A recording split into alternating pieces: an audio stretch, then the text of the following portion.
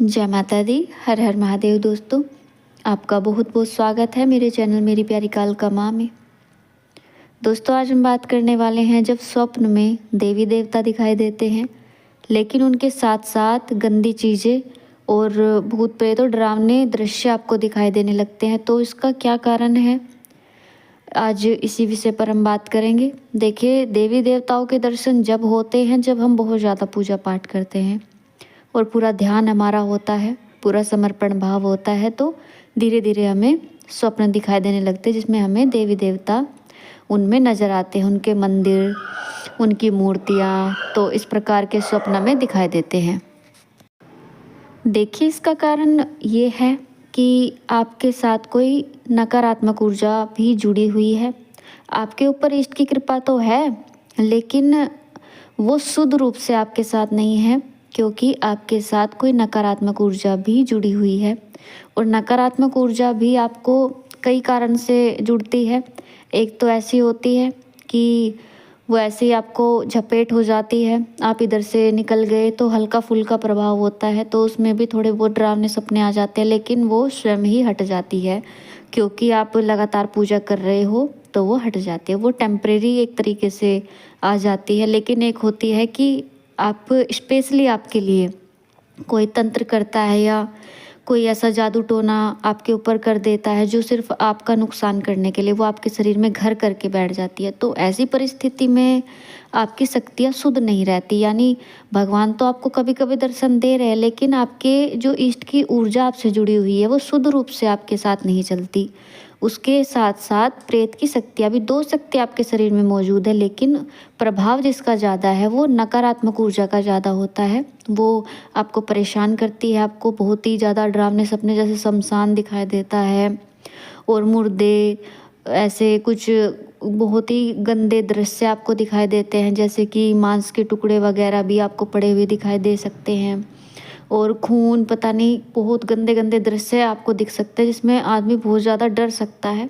तो वो इन्हीं की वजह से होता है। तो आपको समय रहते किसी ऐसे व्यक्ति से मिलना चाहिए जो इस बारे में बहुत ज़्यादा जानकारी रखता हो। गलत जगह आपको नहीं जाना, आपको ध्यान इसी बात का रखना है।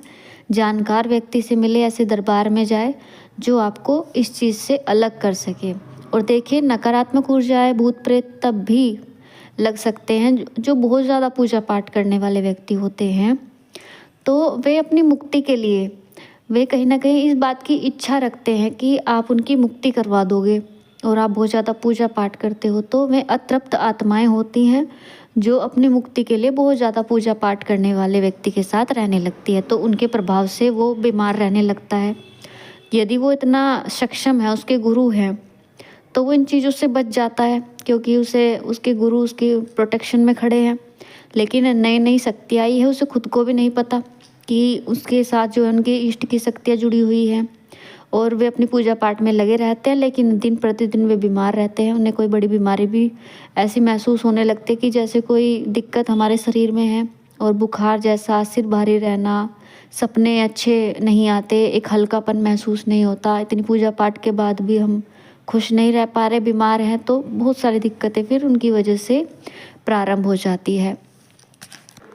अगर दोस्तों आपको भी ये समस्या है, आपको भी बहुत ज़्यादा गंदे सपने आते हैं और आप परेशान हो, आपको कहीं ना कहीं लगता है कि मुझसे भी कोई नकारात्मक ऊर्जा जुड़ी है, तो आप किसी ऐसे व्यक्ति से मिले जो बहुत ही जानकार हो, क्योंकि हल्के फुल्के अगर नकारात्मक शक्तियाँ ऐसी आपको झपेट आ जाती है तो वो तो आपकी पूजा पाठ से ही चली जाती है। लेकिन अगर बात बड़ी है, यानी नकारात्मक ऊर्जा बहुत ही शक्तिशाली है, वो ऐसे घर करके बैठ गई आपके शरीर में, तो उसको निकालने का एक प्रोसेस होता है। आपकी शक्तियाँ फिर शुद्ध रूप से चलानी पड़ती हैं। उस नकारात्मक ऊर्जा को, आपके साथ ऐसा नहीं है कि एक ही नकारात्मक ऊर्जा होगी, कई कई प्रेत, भूत प्रेत किसी किसी व्यक्ति के साथ चल पड़ते हैं जिनके साथ उनके इष्ट की शक्ति भी मौजूद होती है, लेकिन कई कई प्रेत भी इकट्ठे हो जाते हैं, तो उन्हें हटाया जाता है और व्यक्ति की जो शक्तियाँ हैं, उनके इष्ट का अंश है, उसकी शक्तियों को शुद्ध रूप से चलने के लिए रास्ता दिया जाता है। तो एक प्रोसेस होता है, उसको फॉलो किया जाता है।